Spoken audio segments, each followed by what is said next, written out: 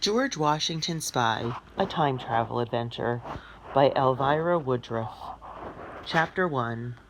A Ben Franklin in Every Pocket. "This will be our last math problem," Miss Howard told her fidgeting fifth grade class. "Please turn to page 47. It was Friday. Everyone in Miss Howard's class was ready for the weekend. Matt Carlton looked down at his math book, but his eyes soon wandered from the page before him to the trees outside his classroom window. Meanwhile, Miss Howard's soft voice droned on and on. 346 divided by... Matt stared up at the cloudless sky. How was he supposed to be thinking about math when not long ago he and his friends had started a club, the Adventure Club? Together they had gone on the most hair-raising adventure of their lives, back in time to the American Revolution. Matt looked around the classroom and saw the club scout, Tony Minetti. He was sitting at his desk, blowing spit bubbles while crossing his eyes and balancing a pencil on his nose. In the seat behind Tony sat Q, the club's brains. He was reading a history book on his lap while the rest of his class struggled with Miss Howard's math problem. Back in the last row sat the club's strong man, big, soft-hearted Hooter. Hooter's real name was Brian Melrose, but after he hooted like a mother owl for an entire summer while caring for a baby owl with a broken wing, everyone began calling him Hooter, and the nickname stuck. Hooter was silently chewing off bits of his new pink eraser and spitting them through a straw at the back of Hannah Morgan's head. Matt's friends, Lily and Emma, turned around in their seats and scowled at Hooter. They had no idea that Matt and his crew were part of a secret club that had traveled back in time. And that was just how they wanted to keep it. Secret. Matt closed his eyes and vividly recalled how it felt to fight in the war against the British and Hessian soldiers, and how they nearly froze to death on the cold march to Trenton, when suddenly a piece of eraser stung the back of his neck. Matt spun around to find Hooter giving him the thumbs-up sign and nodding toward the front of the classroom, where Miss Howard had written today's history lesson on the blackboard. Life in colonial America. What was it like? How was it different from today? Matt leaned forward in his seat and listened closely. Life was very different in colonial America, Miss Howard said. Children didn't have the kinds of things you have today. If you lived back then, what do you think you'd miss most? 4 hands instantly shot up in the air. Miss Howard blinked with surprise. Well, nice to see you boys are paying attention. Tony, what do you think you'd miss most? Electricity and cars, Tony said without hesitation. Without electricity, people's houses were cold and really dark. And if you didn't have a horse, you had to walk everywhere you wanted to go. My computer, Q said without missing a beat. Life without the internet would be an unbearable hardship. You want to talk about hardship, Hooter added. Try life without cheeseburgers, guacamole, or toilet paper. That is real hardship. The class giggled. I'm not kidding, Hooter insisted. Not having toilet paper is no joke. And life without cheeseburgers is hardly worth living, unless you had some guacamole to eat. And they didn't. The class roared with laughter. Miss Howard raised her hand for quiet. I must say, toilet paper, cheeseburgers, and guacamole is a strange combination to focus on, Brian. But historically, you are absolutely correct. Diet and personal hygiene was not what they are today. I missed my phone, Matt said thoughtfully. Miss Howard's eyebrows rose slowly in 2 perfect arches. Matt hesitated. I mean, I would miss my phone. Yes, they didn't have modern communication back then, Miss Howard said, smiling with approval. Well, you boys certainly have given us a lot to think about. Now, let's go on to finish up the last of our oral reports on the Founding Fathers. Brian Melrose, will you please come up and give us your report? Hooter opened his notebook and began to furiously page through it. I know I have it somewhere, he muttered. He unzipped his backpack and dug through the tightly packed contents. Books, loose papers, a half-eaten apple from lunch, a dirty pair of gym socks, a book on raising snakes for pets, and an assortment of old candy wrappers. He thought about taking a bite of the apple, but Miss Howard had begun to tap her nails impatiently on her desk. We're waiting, she said after another full minute had passed. Got it, Hooter finally cried. He pulled out a crumpled paper that was stuffed between his dirty gym socks and a moldy bologna sandwich. He hurried to the front of the room. Then he smoothed out the wrinkles in his paper as best he could against his knee and began reading aloud. Ben Franklin was the greatest founding father. He lived over 200 years ago. Ben Franklin wasn't boring. Once he chased a tornado on horseback, and he loved to fly kites and tell jokes. He did many things that are still useful to us today. Because of Ben Franklin, we have free libraries. Ben was a great talker. He talked the French king into helping us fight the British. He was also a great inventor. He invented many things like the Franklin stove, bifocal eyeglasses, and the lightning rod. He was generous, too. Ben never got a penny for his lightning rods. He said he didn't want money for them. He just wanted to make people's lives better. I think Ben Franklin was the best founding father our country ever had. Hooter put down his report and dug into his pocket. He had a great big grin on his face. My grandfather gave me money for my birthday last Saturday. It was just one bill, but guess whose picture is on it? He pulled out a folded piece of tinfoil and carefully unfolded it. It's Ben Franklin, Hooter beamed, holding up a $100 bill for everyone to see. Wow, Marco Diaz breathed aloud. Hooter, you're so lucky, Sarah Bender said. Does your mother know that you've brought so much money to school? Miss Howard interrupted. Yes, ma'am, Hooter replied. She said I could bring it in for my report, as long as I promised to keep it somewhere safe. I was going to put it in my wallet, but I thought it would be safer in the tinfoil. Nobody would think anything as important as a $100 bill would be wrapped in tinfoil. Miss Howard frowned. That doesn't seem like the wisest choice, but go on with your report. So you can see, Hooter continued, Ben Franklin was an amazing founding father who cared about people and making their lives better. In honor of Ben Franklin, I'd like to make your lives better too. He reached into his backpack and pulled out a roll of green bills held together with rubber band. I am giving each of you a Ben Franklin to put into your own pockets. I have $100 for each of you. Hooter grinned and waved the money in the air. He proceeded to place a bill on everyone's desk. Matt was as flabbergasted as anyone. Hooter had never mentioned this part of his report. How had he done it, Matt wondered. Had Hooter's parents won the lottery? Had someone died and left Hooter a millionaire? Whatever it was, there was now $2,500 in crisp Ben Franklin $100 bills in Miss Howard's classroom. Everyone agreed it was the best oral report anyone had ever given. Matt stared down at the green bill on his desk. Sure enough, Ben Franklin's picture was on it. Wow, I'm going to buy an iPod, Finn Kenny shouted. Hooter, you're the best. I'm going to buy a trampoline, announced Mia Hortez. I'm going to buy a monkey and teach him tricks, Jack Hutchinson said. Thanks, Hooter. But as the kids began turning their bills over, they were disappointed to find that they were all blank on the back. Hey, they're fake, Marcy Chin cried out. Soon the class was in an uproar. Settle down, everyone, Miss Howard ordered. She picked up the bill from Matt's desk and turned it over in her hand. Brian Melrose, where did these come from? Hooter smiled sheepishly. I sort of made them, he admitted. You sort of what? Miss Howard asked. I used my dad's color copier, Hooter explained.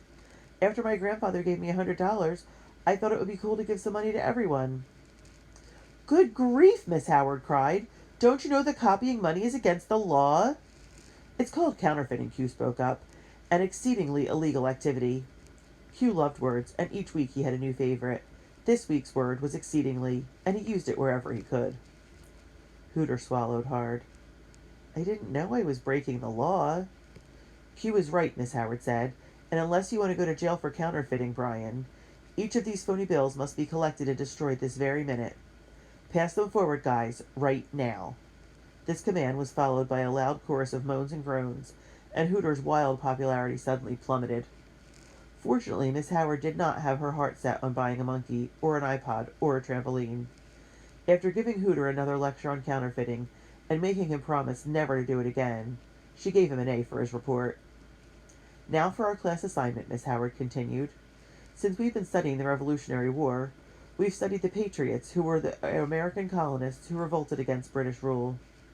We've also learned that the Loyalists, who were also called Tories, were the colonists who stayed loyal to King George. There were many Loyalists living in Boston in the winter of 1776. The British had taken over the city, and things didn't look very good for the Patriots. But George Washington came up with a plan to outfox the British. It happened on the hills outside of Boston, in a place called Dorchester Heights. I want you to learn all you can about what happened there in March of 1776, and how it affected the Loyalists who were living in Boston. Imagine, if you can, what it must have been like to be either a Patriot or a Loyalist during that time. Then choose a side and write your paper from that point of view. Why would anyone want to be on the other side? Hooter asked. That's what I want you to find out, Miss Howard told him. Your assignments are due on Monday. Monday, the class moaned in unison. The 4 Adventure Club members looked at one another in dismay. There went the weekend. How had they ever finished their assignments and still have time for the campout in Tony's backyard that they had planned for that night? Homework, Matt muttered under his breath. I'd rather fight the Hessians. Be careful what you wish for, Q warned. The way things are going with our club, you never know what might happen. Chapter 2: Marshmallows, Catapults, and Redcoats. Later that afternoon, all 4 members of the Adventure Club were huddled for a private meeting in a tent in Tony's backyard. Matt was so happy he could hardly sit still. His parents were going away that weekend to attend a wedding. His pesky little sister Katie would be staying overnight with their friends, the Capples, who lived next door to Tony. And Matt would be spending Friday night at Tony's house, with Hooter and Q. You really had everybody fooled with that fake money, Hoot, Matt said. Good thing Officer Yee wasn't in school talking about safety today, or he probably would have arrested you, Tony added. How was I supposed to know it was against the law, Hooter mumbled through a mouthful of marshmallows. He licked his fingers and closed the bag. New sneakers again, Hoot? Tony asked, eyeing Hooter's puffy purple sneakers. Hooter nodded. My mom said that this is the last pair she'll ever buy me. She said if I lose one more pair of sneakers, I'll have to pay for them myself out of my allowance, or go barefoot. You're the only person I know who loses their shoes, Matt said. Why'd you take them off in the first place, asked Q. I can't watch a movie with my shoes on, Hooter explained. Besides, how was I supposed to know someone would reach under my seat and steal them? Well, you don't have to worry about anyone stealing those sneakers, Matt said. They're about 2 sizes too big for any of us. And they're purple. I'm going to sleep with them on tonight, just in case, Hooter decided.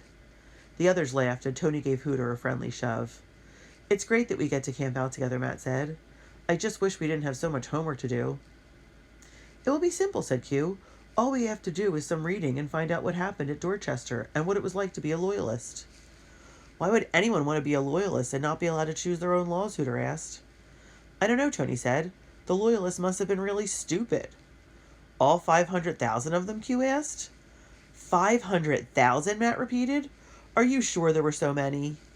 Yes, and that was about 20% of America's population in 1776, answered Q. He dug into his backpack and pulled out the leather-bound history book his uncle had given him. I read that in here. So what happened in Dorchester, Matt asked. Let's look it up and read about it, said Q as he flipped through the pages. But before he could find Dorchester, Tony pulled from his pocket the antique brass spyglass that he had bought at a garage sale for 50 cents. He opened the tent flap and pointed the glass at the big oak tree in his yard. Does that thing really work, Hooter asked. It's got a big crack in the glass, Tony said, handing Hooter the spyglass. But take a look at that squirrel in the tree. Cool, Hooter exclaimed, looking through it. I can see his whiskers twitching. Everyone jumped up to take a turn looking. Hey, you guys, Q interrupted. We still need to be thinking about our homework assignment. First, we have to discuss club business, Matt said. How about candy? That's club business, isn't it, Hooter asked? We've got 1 bag of marshmallows, but has anybody got any good candy? Matt and Tony shook their heads no. Q shrugged. I'm not allowed to eat candy. My dad is a dentist, remember? Besides, a tooth is the only part of the human body that can't repair itself. That and people's out-of-control candy consumption will pay for my college education. So that's a no, Hooter sighed, his shoulder slumping. We've got more important club business than that, Matt told them. What about our homework assignment? Q tried once again. He held up his history book. We could read up on Dorchester and here. Q, the campout just started, and already you want to do homework, Tony said, shaking his head in disgust. But this homework could be fun, Q said. About as much fun as getting a wart removed, Hooter groaned. Hoot's right. Tonight is for fun, Matt declared. And I checked the weather online.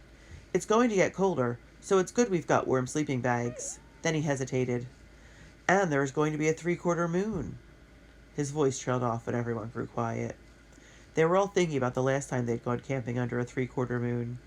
They weren't supposed to go near the lake at night, but it was on their last campout that they'd found the old boat that sent them back in time on the most harrowing experience of their lives.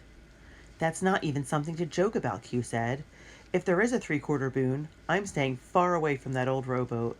I've had enough of Hessian soldiers and redcoats and musket balls and people dying, Matt said softly. It could have been us, Hooter added. And don't forget that legend my grandfather told me about, Tony said. All those people who went out on the lake and never came back. Most likely they got into that old boat like we did, not knowing it was a time travel vehicle, said Q. Except they never make it home, Tony whispered with a shiver. Imagine being stuck back in time for your whole life and never seeing your family again. Like poor Adam Hibbs, Tony said. He never got to come back. Then we all agree, Matt said. Nobody is ever going near that boat again. We might have been killed in the Revolutionary War, or died of the pox. We can have plenty of fun right here in Tony's yard, and this time it will be a Katie-free zone. On their last trip, Matt's little sister Katie had ended up going back in time with them and causing all kinds of trouble. Let's all have a marshmallow to celebrate, Matt grinned, snatching the bag from Hooter, and everyone grabbed one. Here's to staying far away from that old rowboat, Tony said. They all tapped their marshmallows together and said, clink. Then they fell over one another laughing. Q dug through his backpack and pulled out a small book about the life cycle of the cockroach. Did you know that a cockroach can live up to 9 days without its head? The only reason they die is starvation. I wonder what kind of bugs they had back in colonial times, Matt said. It doesn't talk much about bugs in here, Q said, putting down the cockroach book and picking up his history book again. But there are lots of things about the American Revolution in this one. He began flipping through the pages. Plus, there's some cool stuff here that isn't in our social studies book. He turned a page and held it up for the others to see. Like spies. Did you know that George Washington had spy rings working for him? Like secret agents, Tony asked. Exactly, Q told him. And without those spies, we might have lost the war. That's pretty cool, Matt said. Oh, and here's Dorchester, Q said. Should I read it out loud? Just tell us what happened so we can get back to having fun, Hooter said. Q scanned the page while Tony told a cockroach joke, and Hooter did his impression of a skunk. Okay, you guys, Q called, looking up from his book. Listen to this. General Howe was the British commander who had captured Boston. Everyone was afraid of him and his army of redcoats. They had blocked the harbor and had tons of cannons. George Washington was in Cambridge with his troops, but they were outnumbered. So what did they do? Asked Matt. Q shrugged. I haven't gotten that far, but I could read it out loud and we could find out. I've got a better idea, Tony said. Why don't we put the book away and have a battle of our own? Yeah, cool, said Matt. We can set up some of my old army men and pretend they're redcoats. We can use your catapult from the castle set you got for your birthday, Tony. We could bomb them with marshmallows if Hooter stops eating them all, Tony suggested, grabbing the bag away from him. A few minutes later, the young time travelers were laughing and joking as they loaded the catapult and took careful aim. For now, they were glad to be in their own time, dive-bombing toy soldiers and decimating armies with marshmallows in the safety of Tony's backyard. Meanwhile, in the house next door, a very different conversation about time travel was taking place.